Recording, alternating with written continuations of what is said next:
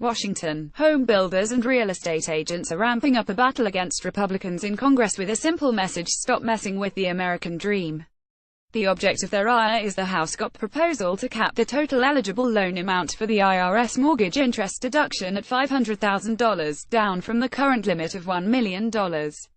Only about 6% of mortgages nationally are larger than $500,000, so in this case it's the American dream for well-to-do home buyers. But it's a lucrative and crucial sector of the real estate market in many places, including Massachusetts. About 8% of Bay State mortgages are larger than $500,000, according to the National Low-Income Housing Coalition. So the industries that thrive on building and selling expensive houses are flexing the lobbying muscle in Washington. Get This Week in Politics in your inbox, a weekly recap of the top political stories from the globe, sent right to your email. Thank you for signing up. Sign up for more newsletters here. We're at DEFCON 2. We're trying last-ditch diplomacy before declaring all-out war, said Jerry Howard, chief executive of the National Association of Home Builders, describing his group's stance on the sweeping tax overhaul bill unveiled by House Republicans last week. The industry won good news Thursday when the Senate apparently heeded the outcry and released a tax plan that keeps the mortgage deduction threshold at the current $1 million.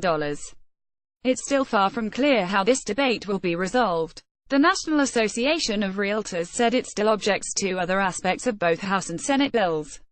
Neither the House nor the Senate has passed a bill, and if they pass competing measures, differences will need to be ironed out and adopted by both chambers. The sweeping Republican tax overhaul plan has triggered an explosion of activity at lobbying firms across the Capitol as special interests from universities to biotech firms to hedge funds beseech lawmakers to spare their shared tax breaks.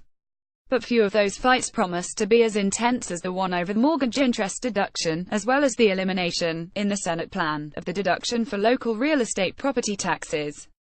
The House would cap that deduction at $10,000. These deductions are cherished by millions of homeowners, especially in high-cost areas, like the Boston suburbs, and also are considered vital to professionals who make their livings building, selling, and financing America's houses. The potent lobbying groups are running online ads in key GOP districts, and targeting potentially sympathetic lawmakers in both the House and Senate. The Republican tax plan is bad for middle-class families. It's bad for homeownership. It's bad for America, threatens an online video ad that Howard's Home Builders Group has run in recent days. The rhetoric highlights the serious challenges lawmakers face as they search for ways to offset the steep reduction in the corporate tax rate, from 35% to 20%, that is the centerpiece of the overhaul. J. Scott Applewhite, Associated Press Speaker of the House, Paul Ryan. This bill is a direct threat to consumers and homeowners, warns a sample email the National Association of Realtors is urging its 1.3 million members to send to their representatives and senators as part of a national call to action. So far, more than 160,000 such messages have been sent, the group said. The Realtors Group is planning to turn the heat up further next week by flying members from around the country to Washington to lobby their lawmakers in person. Republicans may control all the levers of power in Washington, but they've struggled to rally together on other major legislative agenda items, most significantly on the repeated attempts to repeal the Affordable Care Act. Changing the tax code is a no less complicated task, and already major fault lines have opened up. In the House, rank-and-file Republicans from states with high housing costs and high taxes, the two tend to go together, have balked at efforts to scale back the state and local property tax deduction and the mortgage interest deduction. Representative Darrell Issa, who represents suburban San Diego, was the latest to announce his opposition to the House GOP bill and the first California Republican to join the revolt over the state and local tax deduction changes. Issa disputed claims by GOP leadership that the bill would help all taxpayers and cited the sky-high tax rates in his home state, coupled with high housing and property costs that are pushing Californians to the brink. I cannot endorse changes that may make the tremendous burden felt by California taxpayers even worse, Issa said. The median home value in Issa's district is just above $708,000, according to census data, and nearly 68% of homeowners in the district claimed the mortgage interest deduction in 2015, according to IRS data compiled by the Realtors. Industry officials also say the GOP plan to double the size of the standard deduction, coupled with severe cuts to the popular state and local deduction, mean far fewer Americans will choose to itemize their deductions and would simply forego the mortgage deduction.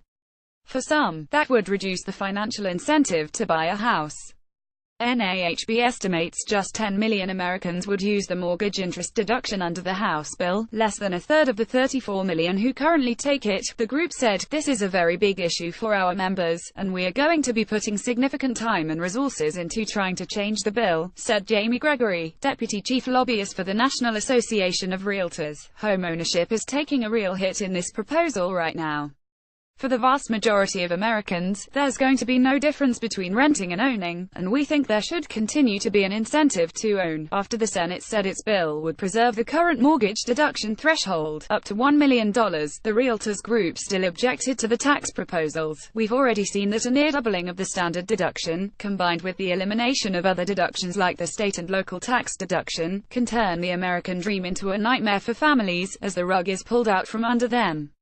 Simply preserving the mortgage interest deduction in name only isn't enough to protect homeownership," said the group's president, Elizabeth Mendenhall, a realtor in Columbia, Missouri.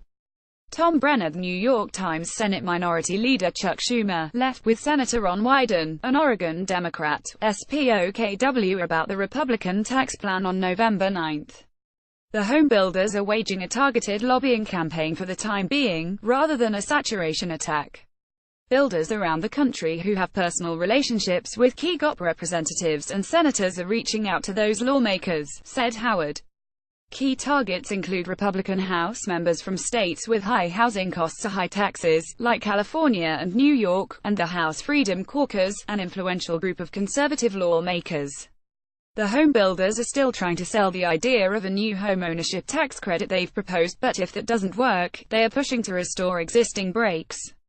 With members spread across the country in nearly every congressional district, both the home builders and the realtors are considered among the most powerful lobbying forces in Washington, writing big checks to political candidates and directing a lot of firepower on Capitol Hill. They've been very powerful opponents to any changes to the mortgage interest deduction for years, said Diane Yentl, president of the National Low-Income Housing Coalition. Her group has long advocated for overhauling the mortgage interest deduction to make it less skewed to the richest homeowners who would already be buying houses without a boost from the government, and toward helping those with the greatest need for secure housing. The group applauded the move to cap the deduction to $500,000 in loans, in combination with doubling the standard deduction. However, the coalition still considers the GOP legislators' priorities seriously skewed. The problem is that they take that savings and use it to pay for tax breaks for some of the wealthiest people and corporations in the country, and to us that's completely unacceptable, said Yentl.